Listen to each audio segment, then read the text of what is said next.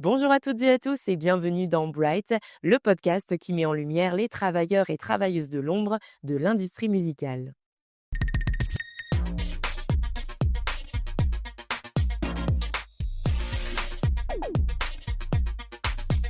Bright.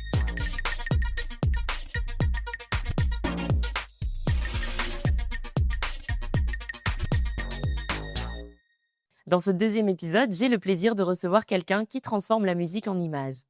Des artistes comme Oshi, Pierre Demar, Philippe Catherine ou encore Bon Entendeur lui ont confié la réalisation de leurs clips. Elle signe un univers coloré entre rêve et réalité. Aujourd'hui, dans Bright, j'ai l'honneur de m'entretenir aux côtés d'Eddie Blanchard. Bienvenue. Merci. Alors, est-ce que tu peux, je te laisse la lourde tâche de te présenter. Moi, je suis réalisatrice et notamment de clips de musique. C'est pour ça aussi que tu m'as invitée aujourd'hui. Et puis après, je suis aussi auteure et également directrice artistique. D'ailleurs, plutôt pour des... ça m'est arrivé pas mal de faire pour de la scéno, etc., pour des artistes. Voilà. J'ai fait 2 fois aux Victoires de la musique pour Pierre Demar et Stilto. Mais voilà. Mais bon, mon métier principal, en tout cas, c'est... dans le cadre de la musique, c'est les clips. Ok, bah justement, on va cibler là-dessus. Tu as un parcours en particulier qui t'a amené vers le clip, tu as fait des études spécifiques pour en arriver là ou tu es partie d'un domaine complètement extérieur?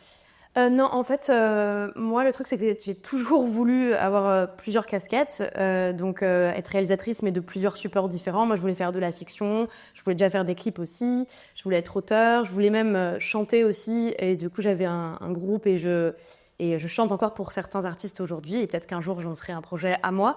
En tout cas, j'ai toujours tenu à avoir ce côté multidisciplinaire, parce que parfois on se bride un peu en ayant peur que ça fasse fouillis ou je sais pas. Et ce qui est intéressant, et j'en parlerai peut-être par la suite, mais c'est que souvent les projets font des ponts entre eux, peuvent se nourrir aussi les uns les autres. Donc voilà, ce qui fait qu'à la base, en tout cas, je voulais faire plusieurs choses, mais j'ai du coup commencé à faire une école de cinéma qui finalement m'a appris des bases de technique, mais finalement, sincèrement, je trouve que c'est aussi surtout en faisant... en travaillant après et surtout en s'exerçant qu'on apprend pas mal aussi sur le terrain. Mais en tout cas, j'ai fait ça et notamment, j'avais fait une option de télé au cas où si j'arrivais pas parce que je voulais déjà être réalisatrice plutôt fiction clip, mais c'était au cas où si je n'arrivais pas à en vivre, j'ai préféré un peu paquer mes arrières et voilà. Et puis après, finalement, j'ai fait plein de stages, cinéma, télé. Et en fait, à côté, dans mon temps libre, je faisais beaucoup de clips pour des amis à moi, vu que je chantais. J'avais plein d'amis qui faisaient de la musique. Donc, je faisais des vidéos pour eux. J'étais déjà aussi attachée au fait de travailler avec, je sais pas, aussi par exemple des petites marques ou des petites ONG. Donc, rapidement aussi, j'ai créé un peu je me suis mis un peu dans une petite niche où finalement c'était de proposer mes services de vidéo à toutes sortes de personnes. Voilà, donc en fait j'avais plusieurs métiers au début pour essayer de me faire connaître, etc. Ça a mis pas mal de temps. Et puis au fur et à mesure, voilà, j'ai fait de plus en plus de clips pour des gens plus connus aussi. Et voilà, et puis comme ça, au fur et à mesure, tu deviens un peu plus identifiable en termes de réalisation et puis ton nom peut un peu plus circuler.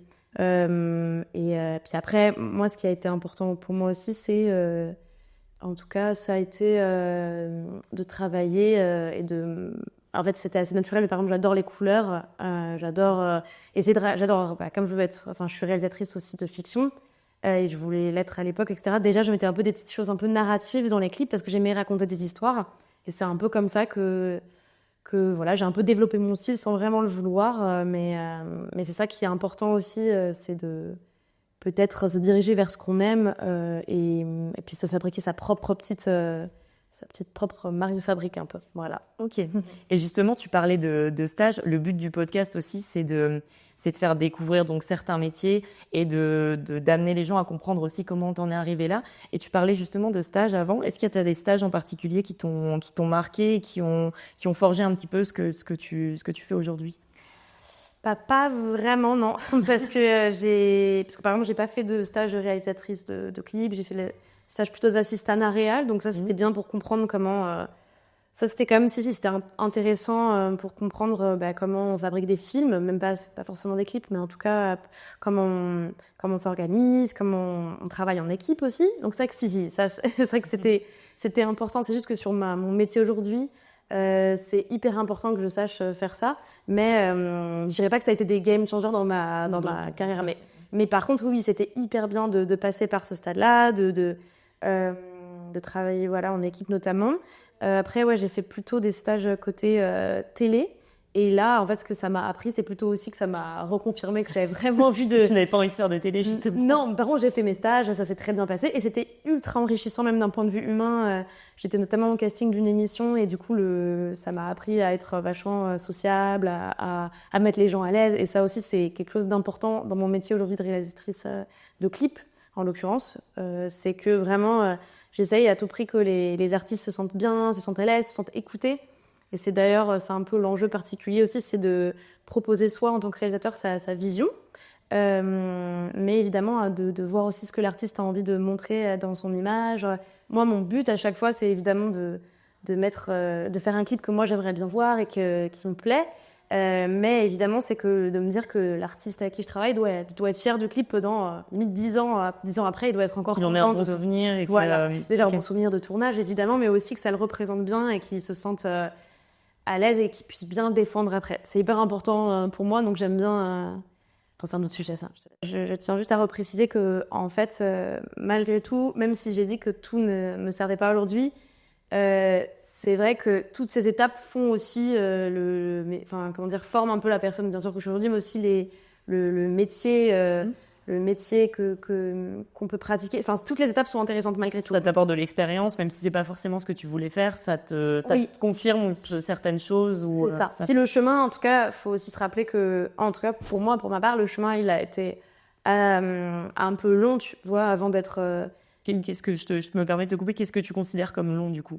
Je sais pas. En fait, non, mais vraiment, pour être là, vu qu'on parle de réalisatrice, de clips à proprement parler, je saurais pas du tout quantifier, mais c'est juste, en tout cas, si tout le monde t'appelle pas du jour au lendemain, par exemple, si quelqu'un là nous écoute aujourd'hui et se lance dans la réalisation de clips, si on t'appelle pas du jour au lendemain, c'est normal. Et justement, on peut continuer à pratiquer, justement, en faisant, moi, c'est ce que j'ai fait pendant longtemps. Donc, je faisais plein de petits clips avec pas forcément beaucoup de budget. Et à côté, justement, je faisais des stages ou des premiers jobs aussi, en étant un peu vidéaste pour des petites marques voilà. Donc c'est vrai que c'est hyper intéressant de cumuler les expériences pour développer son identité bien sûr artistique, mais aussi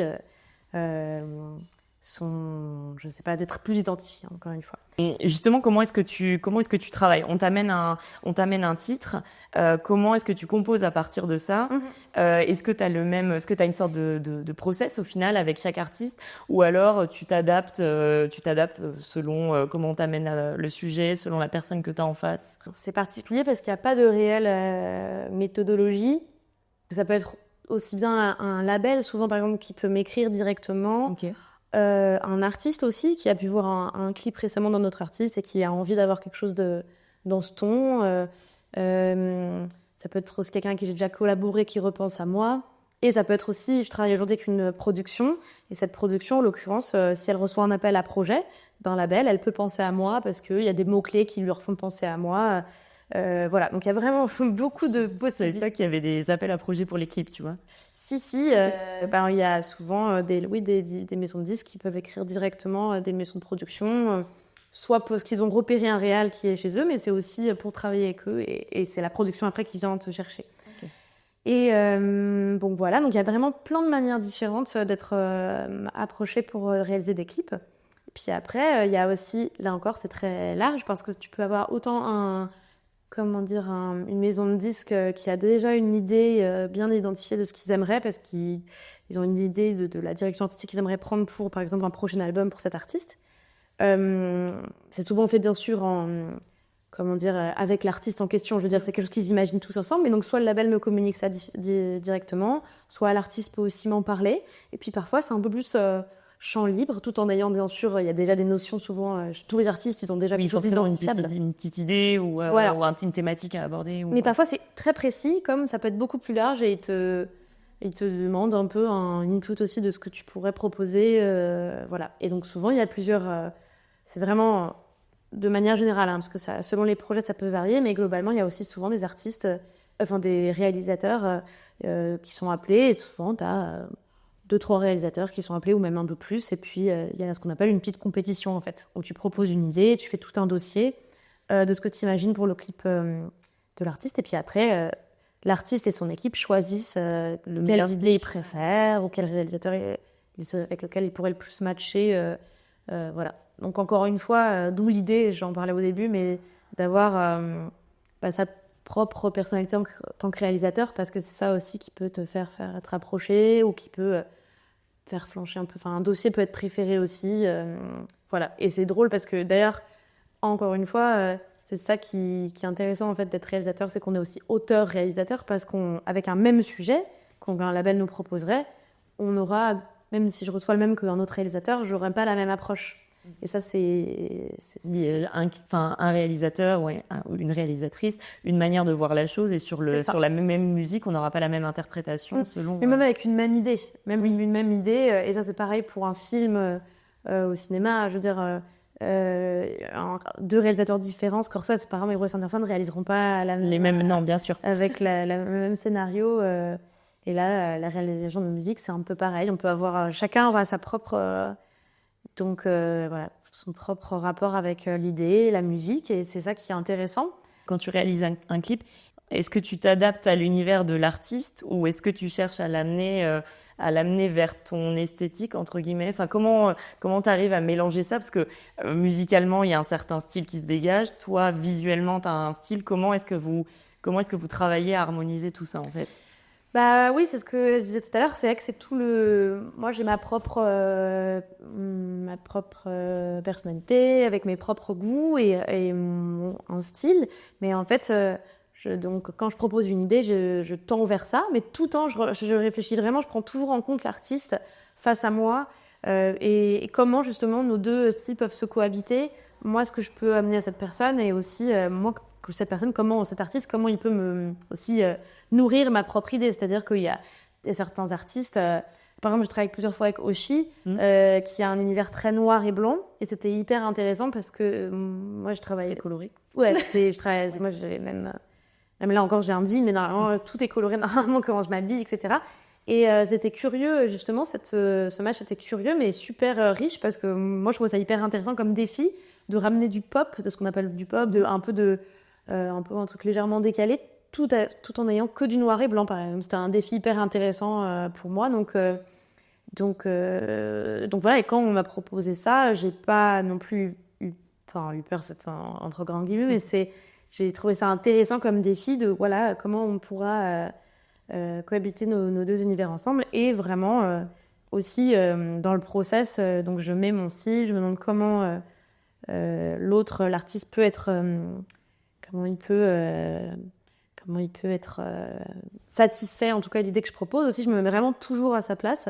Et puis souvent, ce qui se passe aussi, c'est qu'après avoir envoyé une première idée, si l'équipe est séduite, l'artiste aussi, en général, ce qu'on fait, c'est qu'on s'appelle, et je prends toujours en compte les retours de l'artiste, et j'essaye de comprendre ce qu'il a aimé dans l'idée, et comment on peut aller aussi dans son sens, comment vraiment tous les retours sont possibles. Donc autant, je sais pas, sur... là encore, il y a de tout, ça peut être sur sa présence à l'écran, sur lui. Est-ce qu'il fait un peu d'acting ou non? Est-ce que s'il a envie qu'il y ait une fin différente, un type de plan? Enfin, vraiment, moi, au contraire, je trouve ça génial. Là aussi, je trouve ça... C'est de l'ordre, quelque part, du défi à chaque fois, d'essayer de comprendre ce que le chanteur ou la chanteuse a envie de faire, et comment aller dans son sens, quoi. Je trouve que la contrainte, pour le coup, c'est un bon exercice, justement. Ouais, vraiment, 100%. Quand t'es trop libre, des fois, justement, t'as tellement de possibilités que t'arrives pas forcément à canaliser. Et en fait, quand t'as une contrainte, c'est une espèce de petit jeu de défi à relever, comme tu disais. Et je trouve que du coup, c'est beaucoup plus stimulant, et ça amène à des idées beaucoup plus construites, en tout cas. Complètement, ouais. Et puis surtout, c'est chouette aussi d'être challengé en tout cas ce poste-là, parce que parfois, par exemple, si tu fais que de la fiction, là, tu n'as pas à demander aux acteurs, etc., tout le temps ce qu'ils pensent. Je veux dire, ça peut être une conversation, évidemment, pour pour nourrir aussi le réalisateur ou le scénariste. Mais disons que, enfin, chacun ses méthodologies, quoi. Mais disons que là, ça fait partie du jeu de vraiment essayer de construire quelque chose qui, c'est un produit un peu fini qui doit servir le chanteur ou la chanteuse et l'accompagner. Mais par exemple, récemment, il s'est passé quelque chose que j'ai trouvé chouette, c'est que j'ai fait 3 clips pour Bon Entendeur et ils m'ont offert un disque d'or pour. Ouais, c'était trop sympa. Ils m'ont offert un disque d'or pour le dernier clip qu'on a fait ensemble. Et il y avait Audrey Fleurot dedans, où j'étais aussi très chouette comme expérience. Et j'ai trouvé ça hyper sympa parce que c'est pas du tout automatique d'offrir un disque d'or à un réalisateur de clip. Mais quelque part, c'était un peu aussi. Je sais que pour eux, les visuels sont hyper importants. Ils sont très, très attentifs à ça. Et surtout, ils sont très reconnaissants. Enfin, c'est vraiment des garçons très, très chouettes. Enfin, ils sont très gentils. Et donc, qui m'offrent ça, c'était aussi une manière de dire tu fais partie de l'histoire de cette chanson. Et c'est vrai, un clip, mine de rien, c'est pas qu'un support marketing. C'est vraiment aussi l'histoire de ce titre, quoi. On crée quelque chose ensemble et moi, j'apporte le côté visuel à une chanson. Donc, je trouve ça beau aussi qu'ils aient su, qu'ils reconnaissent ça. Mais du coup, tu réponds indirectement à une question que j'avais. J'ai posé cette question à plusieurs réals autour de moi et c'est assez divisé pour le coup. Est-ce que toi, tu vois le clip comme un prolongement de la chanson ou alors comme une œuvre complètement autonome à part entière? Bah, les deux à la fois, en fait. Enfin, c'est-à-dire que ça peut... On t'a dit les deux? Eh ben, moi, je pense que c'est les deux. Oui, parce vraiment. que c'est à la fois une œuvre autonome et en même temps, ça contribue à compléter une œuvre musicale. Et après, il y a des gens qui sont beaucoup plus divisés. Hein. Non, c'est une œuvre autonome et d'autres qui sont plus... Non, c'est obligatoirement le prolongement de la chanson et ça ne peut pas être dissocié de la chanson. Mon avis, en tout cas, mon opinion, c'est que c'est un mélange des deux, effectivement. Ah oui, complètement. Moi, je trouve aussi. Et puis... c'est comme si tu disais une musique de film aussi, au même titre, j'en sais pas, est-ce que ça pourrait exister indépendamment du film? Bah oui, bien sûr. En tout cas, oui, et je trouve que c'est plus excitant d'ailleurs de penser ça comme ça, que c'est un petit objet unique, qu'on crée tout ensemble, je trouve que c'est génial. Et surtout, ce qui est super aussi avec le clip, c'est que c'est vraiment un terrain de jeu incroyable, enfin, pour créer des idées courtes, c'est pas beaucoup de temps de tournage aussi en général, etc. Mais tu peux tester beaucoup de choses et être plein de... Enfin, autant dans la narration, dans la présentation, que aussi dans l'imagerie, dans la direction artistique. C'est assez passionnant. Donc oui, c'est un objet unique, mais vraiment, c'est un prolongement aussi. Je veux dire, moi, encore une fois, quand j'imagine une idée, je fais vraiment attention à la chanson sur laquelle je vais travailler, quoi. Bien sûr. Et encore une fois, l'idée, c'est de la mettre vraiment en valeur, absolument. Et surtout que l'artiste aussi soit mis en valeur. Ça, c'est hyper important pour moi. Je veux qu'il soit fier du clip et je veux qu'il se sente bien. Je veux que ça respecte qui il est, en tout cas, quelle direction artistique il a envie de donner à son projet à ce moment-là. On va parler de sujets un peu plus touchy, le rapport au budget. Parce que c'est une grande question. Tu me disais que tu avais fait des clips avec des plus petits budgets avant, voire pas. Peut-être que tu as fait des clips avec des plus gros budgets. Enfin, je pense au clip de Bon Entendeur qui, pour le coup, devait être assez colossal en termes de tournage, etc. Tu vois ça plutôt comme un moteur justement par exemple d'avoir des contraintes de budget ou justement quelque chose d'assez frustrant de devoir mettre une ligne de chiffres sur chaque action entre guillemets. Non, ça reste frustrant parce qu'il faut parce que ça limite parfois. Par contre, oui, il y a un défi qui peut se faire. D'ailleurs, je sors là, d'un appel pour une artiste là, et l'idée est assez ambitieuse. Et justement, on réfléchissait avec ma production comment faire pour que... en fait, elle est ambitieuse d'un point de vue technique. Il y a vraiment il y a quelque chose d'assez particulier à faire à l'image. Et justement, on se demandait comment faire pour que ça rende le mieux possible. Et donc, ça demande aussi des réflexions. Même si je suis réalisatrice et donc pas à l'image, je dois me poser des questions aussi. Je suis pas chef opérateur, quoi, mais je dois quand même me poser des questions sur comment faire. Ton équipe, quoi, oui. Ouais, et puis surtout pour ma mise en scène, comment faire pour... et voilà, là, je voulais peut-être travailler avec... une machine plutôt motorisée, etc. Mais ça va peut-être pas être possible. Je vais sûrement travailler avec un Steadicammer. Et le Steadicam, c'est une technique qui fait que si on doit refaire plein de fois le même mouvement, il y a une possibilité que ce soit pas exactement la même chose à chaque fois. Mais ça peut être en effet... Du coup, je me suis dit que ma mise en scène allait s'adapter et que j'allais en faire un peu un défi créatif. Donc ça, c'est quelque part, c'est bien. Mais évidemment, pour, de manière générale, pas ce projet, mais il peut y avoir des petits... oui, évidemment, parfois même avoir des coupes d'idées parce qu'on ne peut pas... voilà. Donc, c'est les deux à la fois. Évidemment, une petite frustration, mais on peut s'adapter, trouver des solutions. Et moi, je le fais à chaque fois. En tout cas, je me dis toujours qu'il y a des solutions à trouver. Voilà. Ok. Et tu parlais de ton chef-op à l'instant. Est-ce que tu as toujours la même équipe qui t'encadre ou alors tu as des équipes qui changent à chaque fois? Et comment tu trouves ces personnes? Comment tu t'entoures justement? J'ai plusieurs chefs opérateurs avec qui je travaille régulièrement, surtout un. Mais voilà, c'est bien en fait d'avoir plusieurs équipes avec qui tu te sens bien. Parce qu'en l'occurrence, dans les chefs opérateurs, parfois, ils peuvent aussi avoir des tournages de fiction qui leur prend des mois. Le chef opérateur avec qui je travaille, c'est souvent... Là, ça devient de plus en plus le cas. Donc, par exemple, s'il n'est pas disponible sur ce projet, il y a d'autres chefs-op avec qui je m'entends très bien. Ça peut être l'occasion de rebosser avec eux ou de nouveau, justement, de tester aussi une collaboration avec eux. Et c'est c'est très chouette aussi, c'est toujours des belles rencontres humaines, des manières aussi parfois différentes de travailler. Mais il y a toujours cet objectif de faire la plus belle image possible, là aussi avec des contraintes budgétaires. Et à chaque fois, il y en a plein en tout cas qui redoublent un peu d'inventivité pour trouver des solutions. Il peut y avoir des très belles surprises aussi, justement, par rapport au budget et à la technique. Ça peut dépendre des projets. Et sur le tournage concrètement, tu es plutôt dans la team je cadre à fond les choses ou je laisse un petit peu de place à l'imprévu et au potentiel accident? Alors, les deux à la fois. Tout est hyper cadré. C'est-à-dire que j'ai fait un découpage au préalable, donc un découpage avec tous les plans. Avec l'assistant réal, on a toujours bien checké que la journée était rentrable, c'est-à-dire le nombre de plans est réaliste. On ne va pas être obligé de couper des choses au dernier moment. C'est vraiment, il y a tout un travail préparatoire qui est fait en amont. Mais il s'avère que parfois, il y a aussi, genre, par exemple, s'il y a un peu trop de plans, j'ai déjà vu avec l'assistant réal les plans qui peuvent sauter si on est en retard. Parce que je veux pas être surprise et il faut que mon montage tienne. Et ça, même s'il manque 2 plans, quoi. Donc, s'il y a vraiment 2 plans optionnels, mais que j'adore, mais malheureusement que je dois peut-être couper si on a pris du retard, je les mets À la fin. Ouais, je les mets à la fin. En général, on s'organise un petit peu comme ça. Il y a vraiment un gros travail de préparation, mais parfois, je laisse un peu de place à l'improvisation, pas sur les plans globalement, parce que tu peux vraiment très vite te retrouver en retard. C'est plutôt sur, à la limite, une belle trouvaille artistique avec le chanteur ou la chanteuse, la manière dont l'interprète son playback. C'est là où il peut y avoir un peu des surprises le jour J, parce que selon les artistes, ils peuvent être plus ou moins super à l'aise ou un peu plus timides. Donc c'est plutôt là où, s'il y a des problèmes de mise en scène avec un artiste, j'essaye de trouver des solutions hyper rapidement. Et aussi, si un plan, ça a déjà arrivé, bien sûr, plein de fois aussi qu'un plan marche pas trop, donc il faut que je trouve vite une solution pour qu'on le recadre différemment, qu'on change la mise en scène, voilà. Donc plan prédéfini, mais s'il le faut, je vais très vite pour trouver des solutions sur place, quoi. Tu collabores, donc tu collabores avec beaucoup d'artistes, comme on en a parlé juste avant, avec beaucoup de musiciens et de musiciennes. Est-ce qu'il y en a un ou une en particulier qui est devenu une sorte de vrai dialogue artistique et avec qui tu as réussi à avoir une sorte d'osmose au final?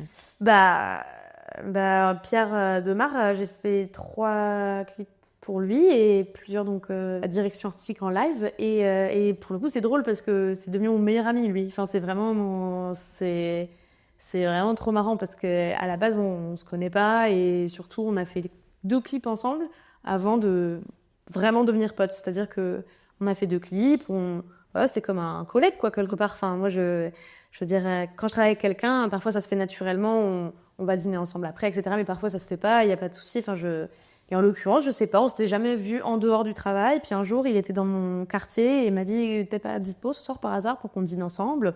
J'ai trouvé ça très mignon, j'ai accepté. Et vraiment, on a eu une espèce de coup de foudre amical, alors qu'encore une fois, on s'était vu plein de fois. J'avais quand même fait 2 clips pour lui.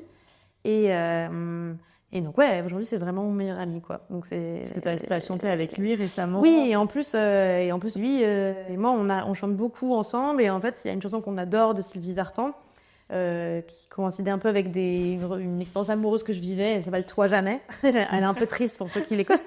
Et c'est pour ça il sait que j'adore chanter en public aussi. Je suis pas timide là-dessus. Parce que plus jeune, j'ai fait de la scène et il m'a proposé en fait hyper gentiment de chanter au Zénith de Paris. Voilà. Et après en Belgique aussi, on a fait plusieurs dates à Bruxelles notamment. Et là, il prépare son prochain disque, donc on verra si clip il y a ou pas. Ouais, il y aura, on en parle un petit peu, enfin il y aura peut-être, mais là, comme aujourd'hui c'est devenu mon meilleur ami, si évidemment il veut travailler avec d'autres gens et ce serait très bien de sa part aussi, il y aura pas de, je vais pas du tout je me mettrais pas la pression, quoi. Oui, oh, je comprends. Et tu me parlais au tout début de l'interview de clips que tu avais réalisés pour des amis, etc. Et t'as un souvenir tu te souviens encore du tout premier clip que tu as tourné? Pas du tout premier, pas vraiment.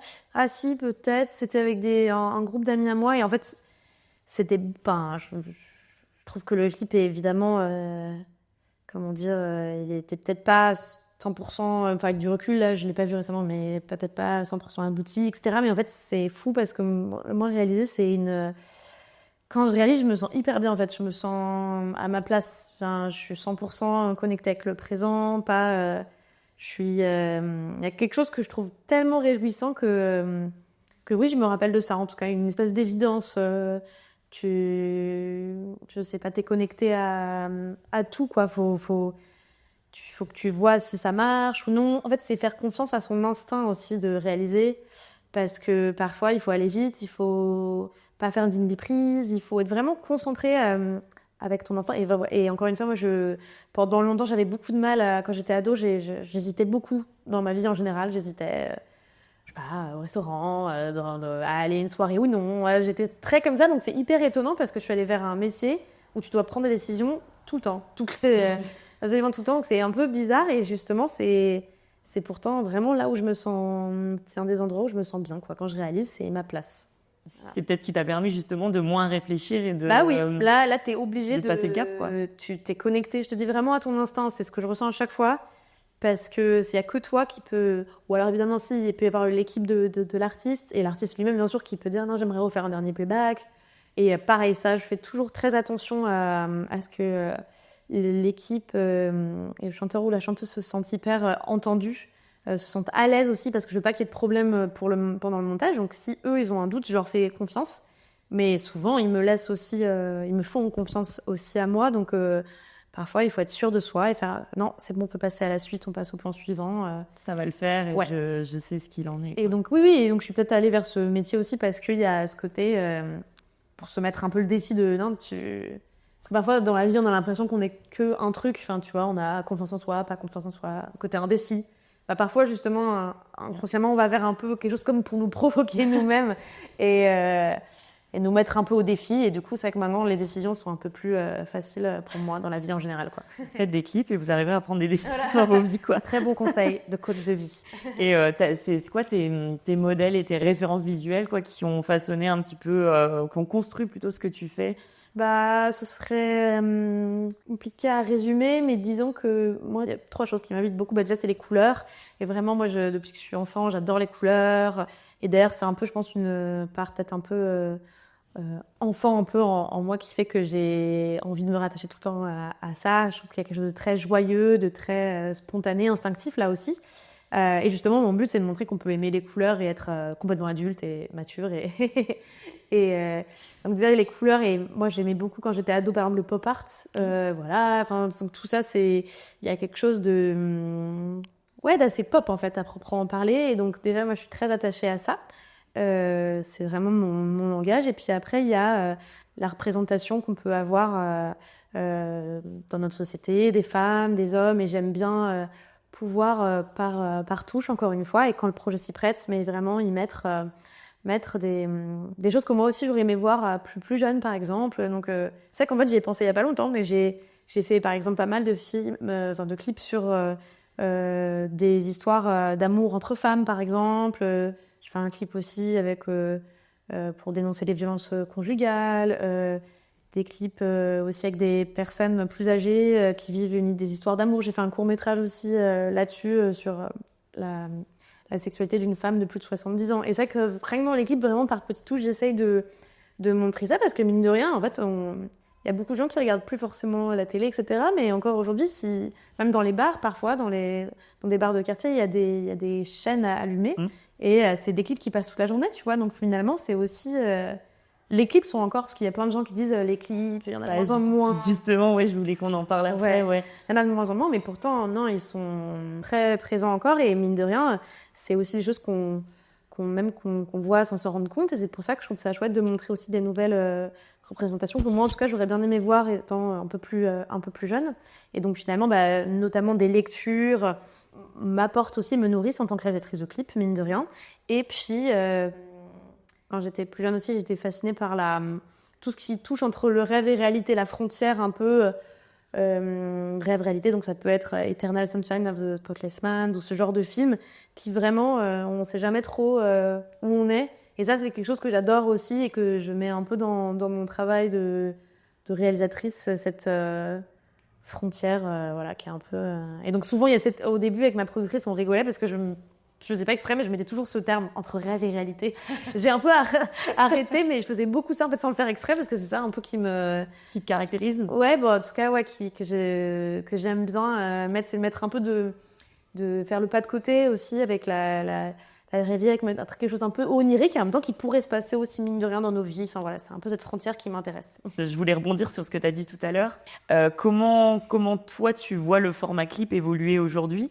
Est-ce que tu ressens vraiment son évolution ? Parce que je sais que par exemple avant je faisais pas mal de clips et maintenant on me commande plus facilement des capsules de 30 secondes pour les réseaux. Comment tu ressens ça ? Comment tu vois l'arrivée de ces formats qui sont de plus en plus succincts et de plus en plus courts, qui du coup formatent aussi la musique vers des titres de plus en plus succincts et de plus en plus courts ? Après, ça oui, t'as raison, mais je pense aussi que pourrait y avoir quand même des formats de chansons assez longs, mais juste l'idée que voilà, on a quand même besoin de représenter des images et que ce sera plus court. Enfin, je pense pas que toutes les musiques vont aller vers le plus court. Non, mais ça peut. Non, mais t'as totalement raison, ça peut. Mais je pense aussi que on a tous conscience qu'il faut créer des visuels et que voilà, ce sera qu'une partie d'une chanson, mais les artistes vont pas tous se restreindre. Les artistes, en tout cas. Compositeurs vont pas tous se restreindre à faire des chansons plus courtes. Et en tout cas, non, je pense il existe en tout cas encore des... En fait, ce que je trouve intéressant avec cette évolution du clip, parce qu'il y en a une, mais par contre, il existe, voilà, encore le format clip pur et dur, il existe vraiment encore, sans aucun doute. Je veux dire, j'en suis la preuve. On travaille aussi en grande partie de faire ça. Et c'est génial. Mais ce qui est intéressant, c'est qu'il y a plein d'artistes pour qui aussi c'est un bon format, ça, pour notamment développer et montrer qui ils sont, leur direction artistique. Mais il y a aussi, c'est marrant parce qu'il y a par exemple l'artiste Miki, je trouve que c'est intéressant parce qu'elle fait plein de clips en plus fait maison. Et là, c'est aussi pas du... Enfin, il y a aussi un côté ça va très bien avec son identité artistique. Un peu DIY, quoi. Ouais, ça représente bien ce qu'elle fait. C'est un bon prolongement de sa musique et c'est une autre manière. Enfin, ça reste des clips un peu plus faits maison, mais qui sont super et qui lui vont hyper bien. Et je trouve que du coup, cette manière de repenser un peu pas forcément là pour la durée, mais la manière de faire un clip peut vachement servir aussi un propos, un style de musique, un artiste ou une artiste. Et oui, bien sûr, il y a des capsules, ce qu'on appelle les visualiseurs aussi. Et donc ça peut être très chouette aussi parce que ça peut être se concentrer pas sur des clips trop narratifs comme moi je fais, mais c'est plutôt sur une direction artistique très précise, un tableau. Et ça permet quand même de faire passer une idée, de véhiculer une image forte d'un artiste. Donc il y a les deux, il y a plein de manières de faire des clips aujourd'hui. Mais ce qui montre, encore une fois, que le clip n'est pas mort. Non, c'est pas terminé, non. J'ai déjà la réponse, mais je pense que c'est intéressant qu'on en discute quand même. Qu'est-ce que tu penses de l'arrivée de tout ce qui est intelligence artificielle utilisée dans le clip ? Tu vois plutôt des opportunités ou des dangers ? Ça, j'avoue, je pourrais pas trop me prononcer parce que je travaille pas du tout avec l'IA, donc. Mais t'as déjà travaillé pour le clip de Philippe Catherine, Stone, avec toi. T'avais travaillé un deepfake, quelque chose comme ça. Enfin, on est déjà sur une première forme de technologie, mais on n'est pas encore sur de l'IA. Mais est-ce que tu penses en tout cas que c'est un outil, dont tu pourrais te servir et qui pourrait être propice à ce que tu proposes toi ? Oui, pour certaines idées, par exemple. Mais je trouve que c'est intéressant de le représenter. Enfin, moi, en tout cas, faire un clip 100% en IA, je sais pas si... Enfin, je trouve plein de gens peuvent le faire. Hein. Ouais. C'est juste, moi, dans ma manière de mettre en scène les choses, je sais pas si j'irai complètement vers ça. Mais justement, là encore, si ça raconte quelque chose... là, je parle vraiment que de moi. Hein. Ouais. C'est pour ça que je l'avais fait, notamment. C'est vrai que ça peut, d'un coup, l'espace de quelques instants, dans un clip, ça peut... C'était super efficace. Oui, voilà. J'ai trouvé que c'était malin. Oui, ça donne quelque chose de particulier et ça peut fonctionner, ouais. Et si tu avais l'opportunité de clipper un seul ou une seule artiste, sans budget, sans contrainte, vraiment carte blanche, mort ou vivant, ce serait qui ? Les Beatles. Ok. Ah, je m'attendais pas à ça, tu vois. Tu t'attendais à qui? Je m'attendais pas à quelqu'un en particulier, mais je pensais pas que t'allais me dire les Beatles. Non, je sais pas, c'est mon groupe préféré. Oui, non, je me doute que ça a un intérêt Non, sentimental. mais ça pourrait être Blondie, j'aurais bien aimé aussi. Plein de... En fait, là, Moi, je pensais que t'allais me dire un groupe comme les Rita Mitsuko, par exemple. Ah ouais, Parce que j'aurais je pense qu'en adoré. termes d'univers, ça aurait... Ah non, mais en fait, les Beatles, c'est vraiment juste pour sentimental. prendre une bière Ouais. avec John Lennon. Et... non, mais il y a... Non, mais il y a absolument plein de gens avec qui j'aimerais travailler. Mais oui, les Rita Mitsuko, j'aurais adoré. Ou même Catherine Ringer encore, d'ailleurs, ce serait Oui, génial, en fait. bien Ouais, sûr. ouais. Non, il y a plein d'artistes avec qui j'aimerais travailler. Mais ce que j'adore avec ce métier aussi, c'est que justement, il peut y avoir des surprises, des choses auxquelles tu t'attends pas forcément. Parce que c'est des artistes auxquels tu n'aurais pas forcément pensé qui te contactent. Parfois, il y a aussi donc c'est des grandes joies. C'est ça qui donne un peu un petit sel de la vie, quoi. Tu sais pas de quoi demain sera fait. Mais évidemment, il y a le revers un peu de la médaille qui est parfois que tu perds justement des compétitions. J'en parlais, souvent, tu as des réalisateurs en face de toi et puis c'est pas grave, il y a une idée qui leur a plus plu. C'est compréhensible, mais ce que je veux dire, c'est quand tu écris une idée, tu t'attaches un peu à elle, donc ça, c'est... Ouais. Voilà. Et comment tu gères ça, justement? Tu conçois une idée, tu crois en ton projet, forcément. Comment tu gères cette... je sais pas si c'est de la frustration, de la déception, enfin, je sais pas ce que tu peux ressentir exactement si ton projet n'est pas retenu. Comment tu vis le fait qu'une idée qui te tient à cœur n'existera pas en tant que telle? Je dis pas qu'elle n'existera jamais, Faut passer à la suite, faut être très... Moi, mon secret bien-être, mon travail, ça peut d'ailleurs pas être une bonne idée pour tout le monde, hein, mais c'est que du coup, c'est pour ça aussi que j'ai plusieurs casquettes parce que, écoute, si un clip se fait pas, je sais très bien que là, je travaille sur un livre et que, ou sur là, je prépare aussi le côté vachement fiction en ce moment parce que je prépare une série et un long métrage et je sais que, voilà, en fait, c'est bien, enfin, selon moi, et moi, en tout cas, c'est comme ça que j'ai mon équilibre. C'est que malheureusement, il y a des projets parfois qui se feront pas. Et vraiment, moi, il y en a très souvent des choses qui s'annulent aussi parfois, ou juste que tu perds. Et c'est difficile, mais tu as d'autres choses sur lesquelles t'accrocher et pour très vite rebondir. Et ce qui fait que tu as aussi, encore une fois, pas mal, en général, pour moi, mais de créativité. Parce que, du coup, si j'ai passé du temps à écrire un livre, par exemple, et que là, on me demande un clip, tu vois, c'est quelque chose que j'adore faire aussi. Et donc, très vite, ça me donne plein d'idées. Enfin, tu vois, parce que, justement, c'est comme si, en faisant plusieurs choses, tu avais un petit peu de frustration aussi parce que tu avais très vite... Enfin, t'es pas blasé, en fait, t'es jamais lassé. Il y a un truc là encore un peu de l'ordre de... Parce que ton cerveau, il est constamment stimulé, mais sur des facettes complètement différentes aussi, quoi. Oui, puis c'est aussi que, du coup, si, par exemple, tu as perdu un projet... tu sais que c'est pas grave, il y en aura un autre mais t'es pas en train d'attendre toute la journée sur ton ordinateur, tu sais que tu travailles sur autre chose, t'as plein d'idées et puis d'un coup t'as ce super mail, ce super projet qui débarque et c'est génial et du coup tu te sens que d'autant plus content et t'as pas le moral qui baisse constamment, quoi. Moi en tout cas, parce que j'ai pas mal d'amis qui sont dans le milieu artistique et parfois c'est normal, on peut tous avoir des projets qui se font pas et c'est difficile. Et moi, c'est comme ça que j'arrive à trouver mon équilibre, en tout cas, pour vite rebondir. Je vais juste dire que par rapport aux artistes avec qui j'aimerais bien travailler, j'adorerais aussi travailler avec quelqu'un comme Shai ou je sais pas, Cardi B aux États-Unis. Et puis surtout, comme j'ai écrit un livre qui s'appelle Bimbo, qui parle de l'hyperféminité, j'ai hyper envie je l'ai pas trop fait encore ça, de travailler avec une personne qui est dans une espèce d'hyper-féminité, hyper assumée. Et ça, j'ai hyper envie de travailler sur ça, cette année notamment. Donc là aussi, croisez les doigts pour moi qu'un projet dans ce style se fasse, parce que c'est hyper important. J'ai très envie de développer cette imagerie, mais toujours avec des couleurs, toujours avec des nouvelles représentations aussi. Mais ça j'aimerais beaucoup. Et au moins, en termes de couleurs, tu vois, le premier qui me vient en tête, mais c'est peut-être parce que je l'ai beaucoup photographié aussi, c'est Julien Granel. Oui, c'est vrai, ouais. Là, tu peux pas faire plus dans la couleur que là. Vrai. En tant que auteur, pour le coup, j'ai eu un podcast pendant longtemps pas pendant longtemps, mais sur 10 épisodes pour 10 heures. Et je l'avais reçu dans mon podcast, ça s'appelait Ta meilleure vie. Et il était très chouette, très sympa. Et c'est vrai que pourquoi pas. Si on parle un peu du futur, tu vois ton métier évoluer comment d'ici, je sais pas, 10 ans par exemple?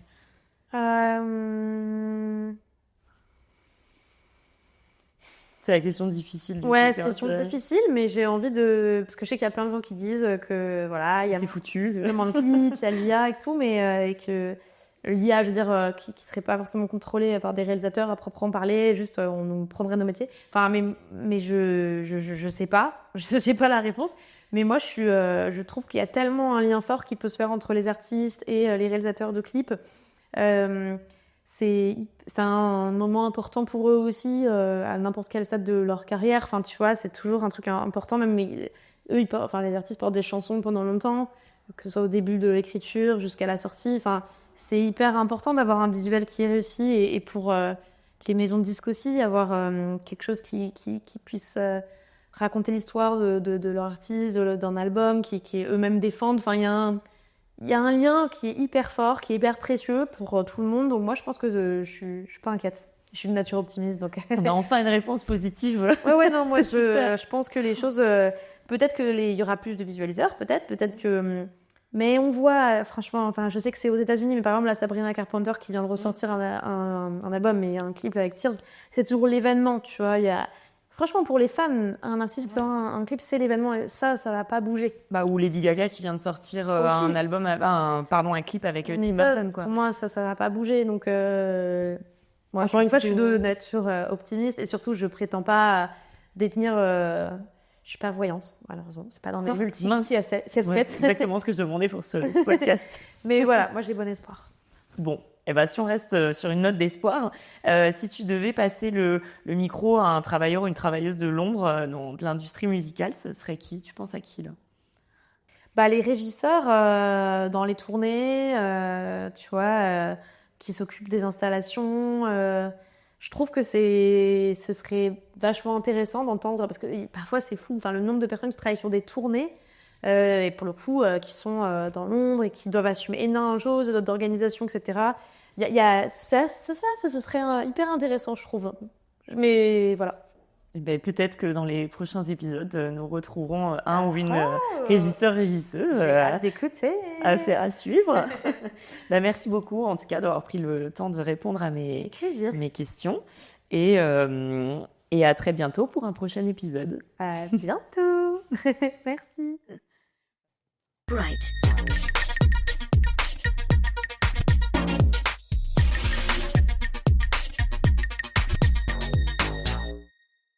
Tu viens de terminer un épisode de Bright, le podcast lumineux d'intérêt musical. Ici, la lumière ne s'éteint jamais et dans 2 semaines, je te donne rendez-vous pour un nouveau parcours, un nouveau portrait et un nouveau regard sur l'industrie musicale. Merci d'avoir écouté Bright et à très bientôt.